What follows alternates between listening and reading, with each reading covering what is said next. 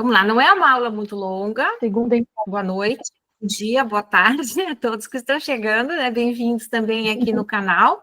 Quem é novo, quem é um pesquisador de um curso em Milagres, quem é um curioso de um curso em Milagres, como somos todos nós, né?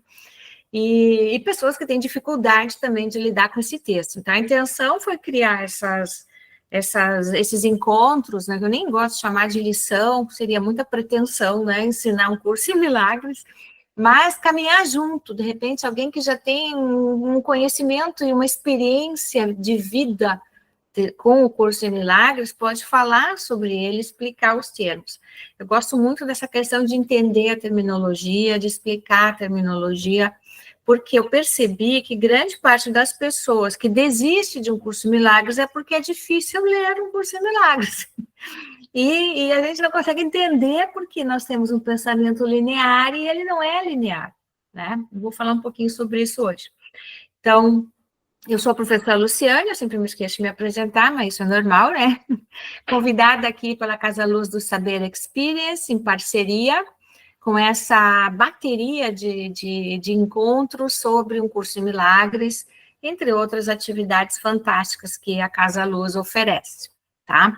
Então, eu vou começar hoje, vai ser uma aula bem didática, e eu espero que ela realmente seja isso, alcançar os meus objetivos, né, aqui com vocês. Na primeira aula, eu comentei sobre os textos, inclusive deixei no canal os links para as pessoas poderem baixar os textos importantes. E tem um deles, que é a introdução, mas essa introdução está na página 79 do terceiro livro, ou seja, ela está no final. E eu adoro o Ussin por causa disso. Na introdução, onde está?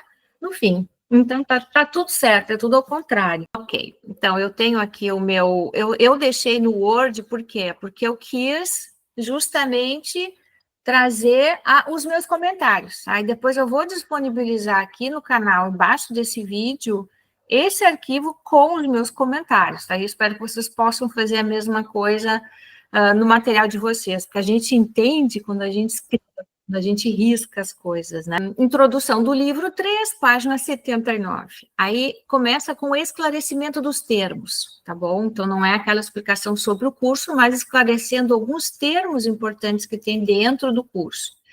Nós temos aqui mente e espírito. Então, o termo mente é usado para representar um agente ativador do espírito. Então, são duas coisas diferentes, tá? Quando o termo aparece em maiúscula, refere-se a Deus, a mente de Deus, ou ao Cristo, depois nós vamos ver o que é o Cristo aqui, a mente de Cristo. Espírito é o pensamento de Deus, e ele criou como ele mesmo. Tá? Então, é a mesma coisa o tempo todo. Nós somos também parte desse pensamento de Deus e desse Deus, só que nós não temos essa lembrança. Aí eu coloquei em amarelo aqui o que eu acho que é importante a gente trazer hoje. Nesse mundo, porque a mente é dividida, os filhos de Deus parecem estar separados. O que é mente dividida? Eu estou dividida de vocês pelo quê? Pela minha identidade, pela minha história, pelo meu ego, pelo meu corpo praticamente, né? Por tudo aquilo que eu sou, que eu me identifiquei sendo separada. Então, nem as suas mentes parecem estar unidas. Dificilmente as mentes estão unidas. Às vezes nós percebemos as mentes unidas, né? Nesse estado ilusório, o conceito de mente individual parece ser significativo. Ele é, portanto, descrito no curso como se tivessem duas partes. Aí o que vem a ser o espírito? O espírito é a parte que ainda está em contato com Deus. Então, é aquela parte dentro de nós que ainda está em contato. Mas é a mesma matéria, pode ser vista, às vezes, na nossa intuição, pode ser vista, ou sentida, melhor, né? Na nossa certeza.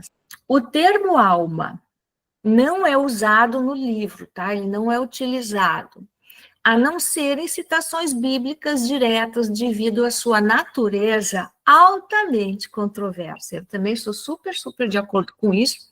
Já até antes de conhecer o curso de Milagres, eu me recusava a falar da alma, porque eu tenho a impressão que a alma é como se tivesse uma identidade que poderia viver fora do corpo, ou seja, a ideia de Husserl é que eu tenho até essa sensação de estar separada e de ser um nome, de ser uma identidade, porque eu estou num corpo. Mas, ao momento que esse corpo termina, que esse corpo morre, vamos dizer bem claramente, se eu saio desse corpo com a minha fumacinha, ainda com o meu nome, ainda com a minha cara, ainda com as minhas manias, não mudou nada. Então, a alma seria uma identidade que poderia viver fora do corpo. E essa identidade, porém, pertence somente ao corpo, tá? O termo alma carrega muitas conotações variadas e contraditórias também em diferentes religiões, filosofias, culturas, o que gera muita confusão. Então, foi bem inteligente nessa canalização eles não terem utilizado a palavra alma, mas terem separado ou oferecido mais termos para falar do que nós somos além do corpo. Nesse caso, nós somos ego e espírito. O ego é aquela parte invisível também que a gente tem, mas está ligada ao corpo, às vontades individuais, a tudo isso. Daí o espírito é Deus. Ou seja, no momento que eu saio do corpo, se eu sou consciente, eu já me misturo na grande inteligência, eu já não preciso ser Luciane, tá? Quando eu entendi isso, é muito engraçado, porque eu estava dentro de um roupeiro. Vocês vão rir também. Eu estava pensando nessa questão de Husserl, acho que era 2000 sei lá se foi o Zorro, 2007, 2008, sei lá, e a minha cabeça falava muito, né, esse espírito falava muito dentro da minha cabeça, trazendo questões, explicando coisas. E um dia eu estava arrumando um roupeiro, e eu estava praticamente dentro do roupeiro, tirando coisas, quando eu tive esse insight, quando eu consegui entender, do nada, né, que a minha identidade, ou a minha morte, digamos assim, seria a minha liberação, porque eu voltaria a estar no todo.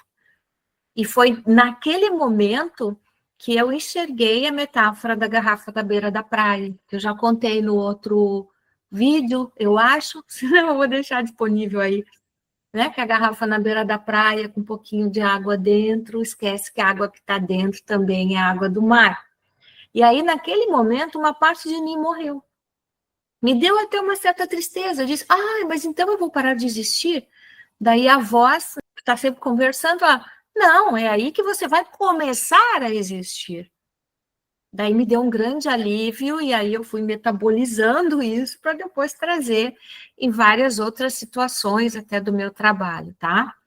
Então, aqui a gente vai entendendo que esse espírito já está em nós. Nós só temos que trabalhar nesse esquecimento, nesse peso que vem forçado, né? Que é forçado pelo mundo. Depois, a outra parte que eu achei interessante é aqui, ó. A mente pode estar certa ou errada, como foi dito já na aula passada, dependendo da voz que escuta. Ó, quem fez o percurso aqui dos 3 tempos de coerência, o que vai fazer, vai entender essa questão das vozes, que eu trabalho praticamente muito, né, nesse percurso sobre a identificação das vozes, tá? E aí eu acrescentei aqui, pode ser, a mente pode estar certa ou errada, né? Depende da voz. Pode ser a voz do ego, que é composto por memórias do corpo, emoções, influências do mundo, ou a voz da inteligência. Para identificar, é preciso, porém, conhecer cada uma delas. Tá, Lu, e como é que a gente conhece cada uma delas? Conhecendo a si mesmo. Então, a gente vai voltar lá para a grande filosofia, né, mais antiga que tem, conhece-te a ti mesmo. E aí? Então, quer dizer que eu posso fazer um percurso de conhecimento alto, elevado, como é esse aqui, mas eu vou me dar conta que eu tenho que resolver as minhas problemáticas pessoais. Ou se eu não posso resolver, que é bem provável para quase todos nós podemos conhecê-las. E isso é muito importante, porque a partir do momento que eu conheço as minhas dinâmicas internas, eu consigo viver. tá? Eu separei aqui uma outra, vamos ver por que eu separei. A mente errada, tá? A mente certa é a mente errada, né? A mente certa escuta a voz da inteligência e a mente errada escuta justamente o ego, que dá origem a ilusões. E aí, percebendo o pecado, justificando a raiva, vendo a culpa, a doença e a morte como reais. Então, claro que se eu me sinto só um ser humano totalmente na terceira dimensão, vivo com os meus desejos, vontades, né? Eu vou ter um medo terrível de morrer, né? Porque eu vou deixar de existir. Isso é o que essa grande capa, ou grande matrix, ou véu de Maia, sei lá, depois até tem mais sobre isso aqui, quer que a gente pense. Então, nesse mundo, a única liberdade restante. Agora é interessante, ele mudou de assunto completamente, eu mudo junto com ele, né? É normal. Nesse mundo, a única liberdade restante é a liberdade de escolha, sempre entre as duas opções. Ou você vai ouvir a voz do ego ou a de Deus, tá? Mas aqui a gente já falou, se eu começar a trabalhar nas minhas coisas, eu vou conseguir ouvir essa voz. E consegue. A vontade não está envolvida na percepção em nível algum, ou seja, nem primeiro nem segundo nível. E não tem nada a ver com escolha. Ai, meu Deus, como assim? A vontade não está, então quer dizer que a minha vontade não está envolvida ela não aparece em nenhum nível de percepção, e a vontade também é diferente da escolha? Para Husserl, só existe a vontade de Deus e do seu filho, quando o filho lembra quem ele é. Nós somos filhos de Deus, mas não lembramos quem nós somos. Então, a única vontade que existe não é a minha, é a vontade de Deus. E eu só percebo qual é quando eu estou unida a Ele. É simples, né? O resto que entendemos aqui no mundo tridimensional como sendo vontade nossa, na realidade, percepção, é intenção, é ilusão do ego, é interesse, é desejo. E isso é um fenômeno separado, porque nós podemos até escolher entre o bem e o mal. E para Deus, o bem e o mal nem têm condições de existir, porque um é o oposto do outro. É bem interessante.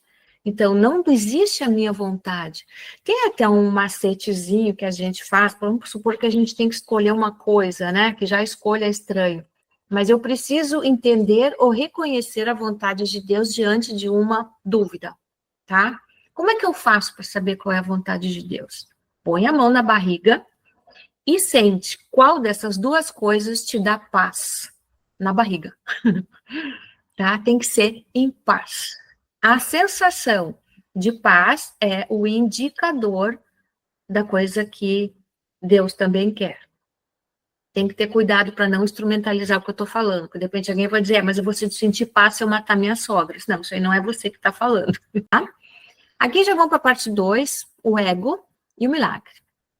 O que é o ego? Apenas um sonho acerca do que realmente és. Amei. Eu amo essas frases, assim, parece que ele dá uma chapuletada, né? Ele já falou tudo aqui, não preciso nem ler o resto, se eu entendo essa frase. Tá bom? Então, depois eu vou ler para vocês só as que eu grifei, tá? Um nome para o que não tem nome é tudo o que ele é. Não é lindo isso? O que é o ego? Apenas um sonho acerca do que realmente és. É um nome para o que não tem nome. É tudo o que ele é. Então, eu dou um nome para... Nós damos o nome, né, do ego, que pode ser até o nosso nome de identidade, mas, na verdade, nós não precisamos desse nome. Nós fazemos parte do todo, né? Aqui também eu cito referência à a metáfora da garrafa, tá? A metáfora do roupeiro, da garrafa na beira da praia. A imagem sempre vai nos ajudar a entender o inteirinho, tá bom? Aí depois eu grifei também aqui, ó. Mas o que poderia advir se não... o que poderia advir disso se não um sonho? Que como todos os sonhos, só pode terminar em morte. Então, nós tememos a morte, o ego tem medo de morrer, tá? O ego é aquilo que a gente não é, e ele tem medo de morrer. Ele não quer morrer, porque ele está ligado ao corpo e à identidade. Quando ele morre, não existe mais aquele corpo, não existe mais aquela identidade. O corpo para de se mexer. Então, nós fomos ensinados nesse plano a temer a morte, porque com ela o ego está no corpo e foi gerado por ele. Portanto, com ela ele deixa de existir, né? A identidade, a individualidade deixa de existir. Daí o nosso medo da morte, além da parte biológica, né? O discurso da sobrevivência também é ligado ao corpo, tá? Bonitinho. Depois, ainda falando um pouquinho de ego, não, aqui eu não marquei isso aqui por causa do ego, eu marquei para mostrar para vocês a linguagem de Husserl, a linguagem que se chama antitética, dialética, antitética, porque ela traz uma tese, uma antítese e a união, a explicação das duas. Então, Husserl é complicado de ler se a gente não entende isso aqui, o formato antitético do texto, quando uma parte da frase é o oposto da outra. E aí eu dou um exemplo aqui, ó. Não podemos realmente construir uma definição do que o ego é, mas podemos dizer o que ele não é. Ó, isso aqui é o texto antitético. Ele fala em uma direção e depois ele, no final da frase, ele volta indo para outra direção. E o livro é cheio disso. Ele é completamente escrito dessa forma, que eu acho até difícil, mas é porque é um estilo de escritura bem forte, que traz uma confirmação o tempo todo daquilo que está fazendo, tanto no aspecto positivo como no negativo do entendimento. Agora eu vou ler ela inteira, tá? Não podemos realmente construir uma definição do que é o ego, mas podemos dizer o que ele não é. E isso nos é mostrado com perfeita clareza. É a partir daí que deduzimos tudo o que ele é. Olhe para o seu oposto e podes ver a única resposta. Bom, então, se a gente lê isso aqui, sem nenhuma preparação, o que a gente diz? Meu Deus, não entendi nada. Ou eu posso pegar só a primeira parte e pronto, tá?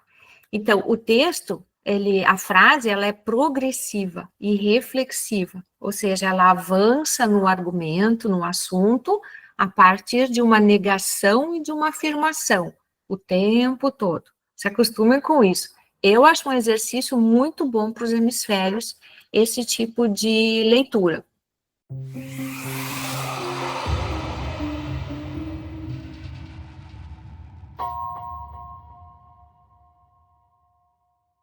Agora já vamos aqui para 3.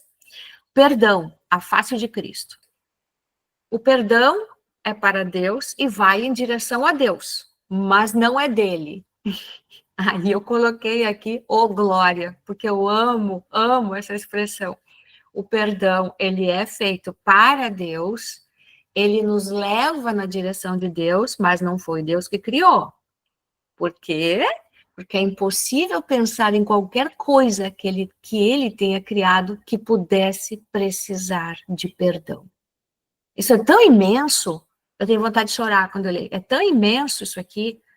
Deus não precisa perdoar ninguém. Quem tem que fazer o trabalho do perdão somos nós, para chegar pertinho daquilo que ele sente, tá? Porque nada do que ele criou precisa ser perdoado. Então, talvez aquilo que eu tenha que perdoar, que alguém fez, ou que eu vivi, quem sei lá, não é coisa criada por Deus, foi criado pela ilusão, foi criado pelo ego, pelos egos, pelo mundo separado. Esse mundo separado aqui precisa de muito perdão, mas lá no outro mundo é desnecessário. O perdão, então, poderia ser chamado de uma espécie de ficção feliz, um caminho no qual aqueles que não conhecem podem fazer uma ponte sobre a brecha, tá? Sobre uma abertura entre a sua percepção e a verdade. Complicou, mas o perdão ajusta a percepção para perto de Deus, quando é fundamentado na eliminação do erro, e não na mudança de condição do erro. Olha que interessante.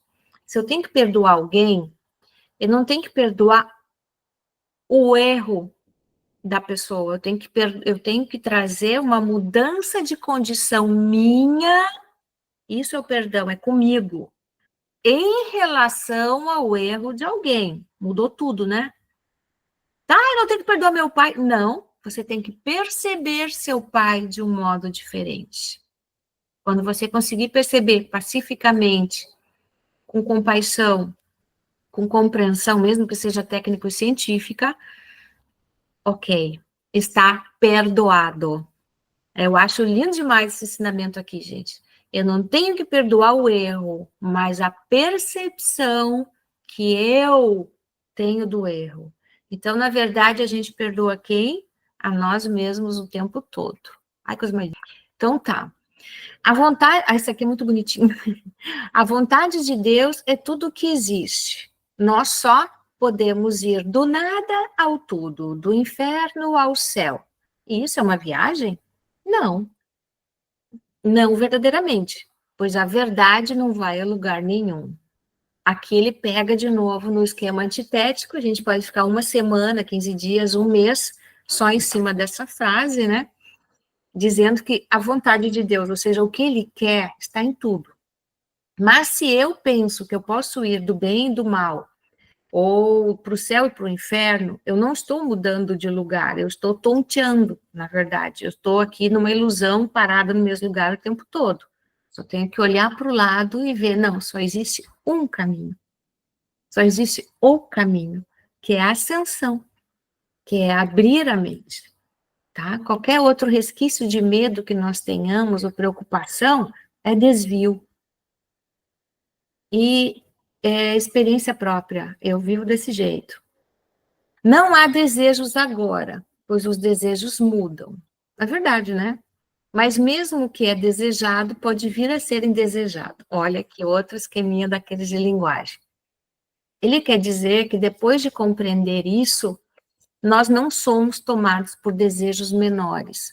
Quando o nosso desejo é conhecer a verdade, é entender o porquê da nossa existência, a gente é muito menos, não vou dizer que não é mais tocado, né? Mas a gente é muito menos perturbado por desejos do mundo, né? Desejos de dinheiro, desejos de beleza, de prazer, de reconhecimento, tá? Esse mundaréu de coisa aí. Faz parte, claro, faz parte, mas faz parte também sair disso, né? Interessante.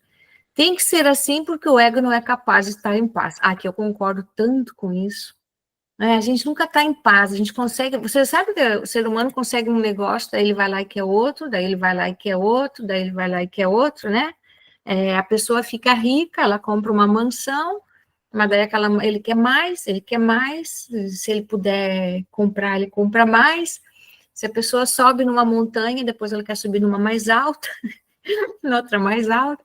Por quê? Porque a gente está sempre buscando algo, e esse algo não é daqui desse mundo. Ele só pode ser encontrado dentro de nós, naquela parte que se chama espírito, naquela parte que ainda é Deus. Então, alguém pergunta qual é o sentido da vida? Para mim, entender essa comunicação com o outro lado. Não é realizar grandes obras, não é, sabe, até é bacana, porque muitos humanos fazem muitas coisas aqui, né? Mas cada um consigo mesmo, é o caminho nosso em lembrar essa conexão que a gente tem. Quando você chega nesse nível, é santo, e te percebes assim. Aqui entro, então, eu trouxe aqui o escrito, né, o conceito de santidade, que vai aparecer inúmeras vezes no texto, relação santa, instante santo, mente santa. O que é isso? É quando teve essa compreensão de que se faz parte de um grande projeto mais inteligente. Então, nós vamos ter depois aí, quando nós começar a estudar, aí você leu em que aula, a relação santa, os relacionamentos. Ele fala bastante, tem um capítulo muito lindo sobre relacionamentos especiais e relacionamento santo. Então, não vou fazer spoiler agora, mas no momento que a pessoa entende isso, para o SEM, ela vai ser chamada de santo. Já vamos aqui para a quarta. Percepção e conhecimento. O mundo que vês é uma ilusão de um mundo. Concordo plenamente. Tanto que eu fui buscar, mas vocês podem buscar também na internet, né? Pesquisar. Isso já era dito também em outras crenças, tá? Platonismo, hinduísmo, budismo, idealismo filosófico também traz isso, né? Correntes idealistas, como a de Berkeley, que afirmam que a realidade é fundamentalmente mental ou espiritual, e que o mundo material depende da percepção para existir. Se não tem ninguém para perceber, ele não existe. O realismo crítico também acho interessante, a fenomenologia, né, que são filosofias contemporâneas, elas discutem a distinção entre realidade e a forma como a realidade é percebida. Bonito isso, né? Os olhos do corpo, portanto, não são o meio através do qual o real pode ser visto. Ó, mais uma vez aqui uma alusão ao percurso dos 3 tempos de coerência, tá?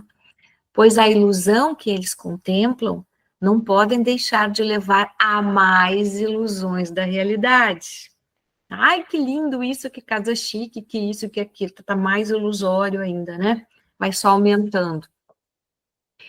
E é o que fazem, pois tudo que vem não só não vai durar, como se presta a pensamentos de pecado ou de culpa, ou de falta, né? De falta também. Enquanto isso, todas as coisas que Deus criou são para sempre sem pecado. Você já viu uma árvore com pecado? Aí qual é o pecado da árvore? Ou dos animais, né? Interessante. Eles têm Deus muito mais. Se tivesse um aparelhinho para medir, seria bem alto o nível de vibração, justamente pela falta do ego, né? Temos tanto que aprender, né? Meu Deus. Aí eu separei isso aqui também. O mundo se ergue como um bloco de... de repente o Sam larga um Cristo aqui. Tá? Meu Deus. Se uma pessoa está lendo na leiga, ela agora está falando de Cristo, mas qual Cristo? Né? O mundo se ergue diante da face de Cristo, mas a percepção verdadeira olha para o mundo como nada mais do que um frágil véu. Então, Cristo não é simplesmente uma pessoa histórica, Jesus de Nazaré, para Husserl, tá? Embora Jesus foi uma pessoa, tá? Reconhecido por ter chegado ao estado crístico do qual nós estamos falando. Ele fez contato com a consciência. A consciência dele fez contato com a consciência de Deus. Tá? Por isso, e não só ele, tiveram outros também. Então, o Cristo vem a ser um estado, um cristal, né? Um estado crístico. Aí, vamos adiante. Porque vocês vão ouvir falar em Cristo, tá? Cristo vai trazer o perdão. O que é que o Cristo vai me trazer o perdão? Coisa mais católica, né? Coisa mais... não, o estado crístico vai levar à compreensão do erro. Ó, Cristo vai trazer o perdão, quer dizer isso. A gente vai entendendo a formatação do texto, tá? Só o corpo, isso aqui já até falei sem querer antes, né? Só o corpo faz o mundo parecer real. Pois, sendo separado, ele não poderia permanecer onde a separação é impossível. Olha, outra frase daquelas. Foi, voltou, ficou no mesmo lugar. Tá?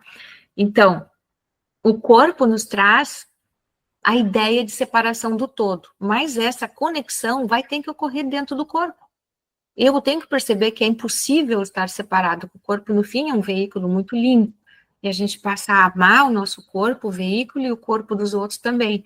Porque dentro do corpo dos outros tem o quê? A mesma coisa que tem dentro de mim. Só que o outro talvez não saiba, né?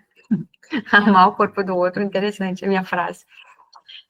Esse é o deslocamento que a percepção verdadeira traz. O que foi projetado para fora é visto no interior. Isso aqui é muito bom. E aí o perdão permite que desapareça. Aqui é psicoterapia, psicanálise, tá?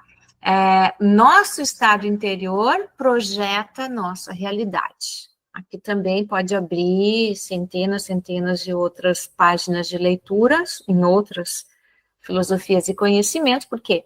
Porque é óbvio que tudo que eu tenho dentro de mim, no meu inconsciente, no meu consciente, em todas as minhas estruturas internas, serão projetadas no exterior. Então, lembrando que os dois autores eram psicólogos, psicanalistas, né? Trabalhavam com a psiquiatria também. Que remédio pode esperar a culpa? Tá, agora ele lançou a culpa.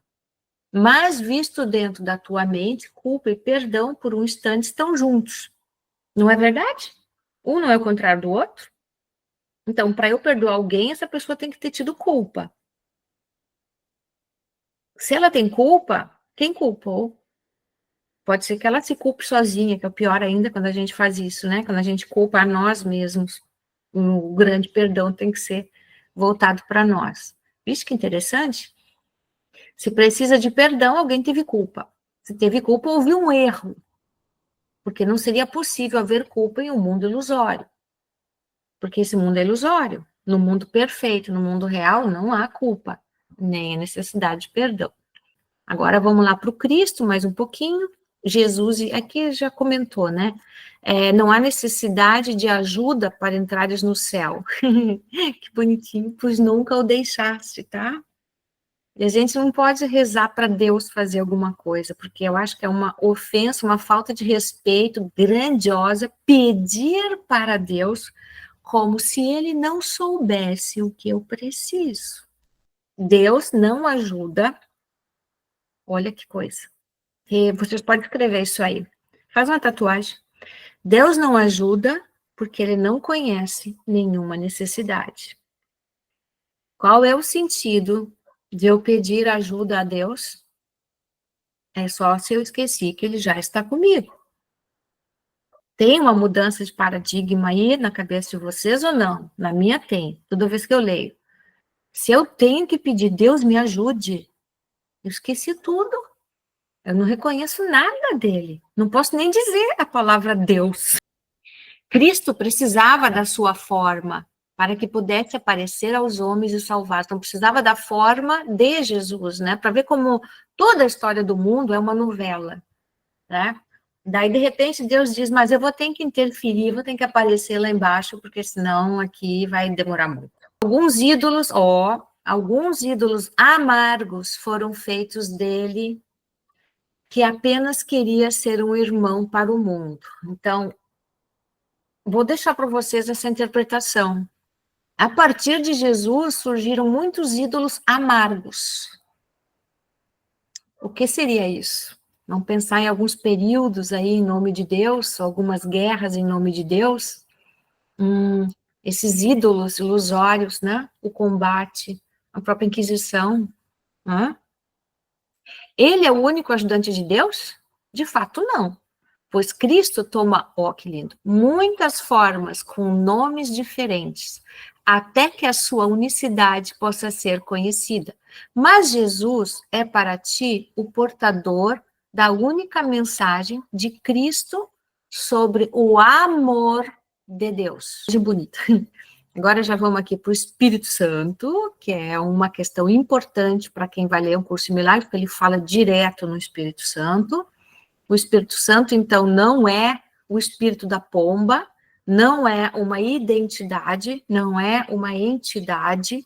O Espírito Santo é o clique da tomada de consciência no momento do milagre, tá?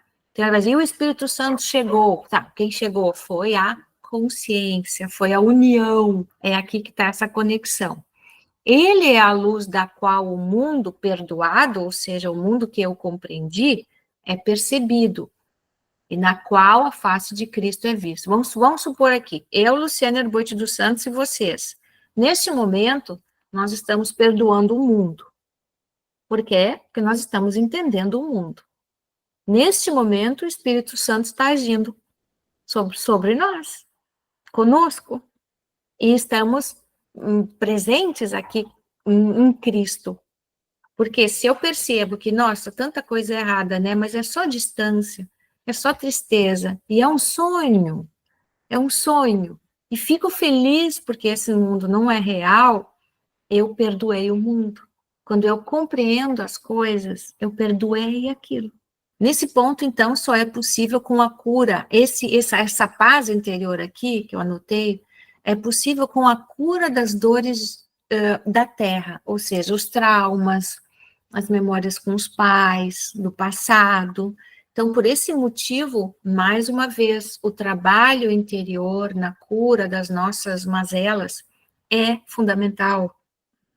E aqui, vamos já para o finzinho. Quem poderia se desesperar quando tem uma esperança como essa? Então, a gente não fica realmente mais feliz, pode ser isso, né? Em saber que tanta coisa com as quais a gente se preocupa não são necessárias, né? Mas aí eu preciso dessa compreensão, desse estudo para chegar nisso. É a sublimação responsável da realidade, que é somente interior. É uma sublimação pensar, então é algo elevado pensar que a verdadeira realidade é aquela que eu tenho dentro de mim.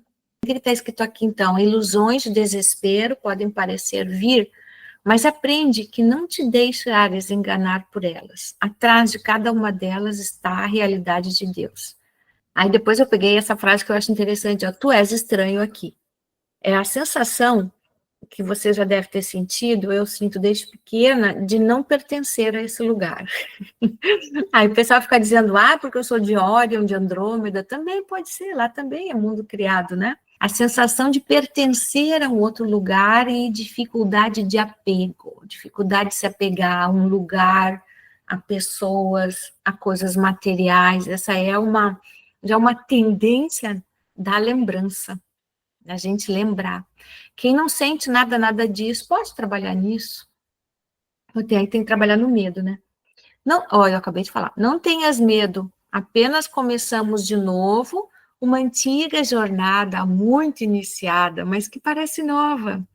Começamos de novo por uma estrada na qual já viajamos antes e da qual nos perdemos por pouco tempo. Gente, você já deve ter escutado a teoria que o mundo já acabou e começou muitas vezes. Parece que já teve um futuro que acabou e começa de novo, e começa de novo. Ele vai começar e terminar quantas vezes for necessário, porque é um sonho. Um sonho começa e termina, começa e termina. E como esse mundo, existem muitos outros. Às vezes, num sonho, a gente vai no outro e volta. Vamos ver o que eu marquei para o finzinho. Vamos sair e encontrar o mundo, ele traz aqui, né, recém-nascido. O que é o mundo recém-nascido? Agora, para nós aqui desse grupo, de quem está assistindo, esse mundo que que o Husserl está explicando é outro mundo, é um mundo que acabou de nascer, sabendo que Cristo renasceu nele, que a santidade desse renascimento vai durar para sempre. Isso também quer dizer o quê? Que a abertura de consciência é irreversível. Uma vez que você tem consciência e entendeu o significado da espiritualidade, da vida, da morte, é irreversível. Você não consegue mais ter uma linguagem mística, digamos assim, uma linguagem metafórica, porque a gente compreende coisas que é impossível descompreendê-las. A gente pode parar o tempo, mas descompreender não.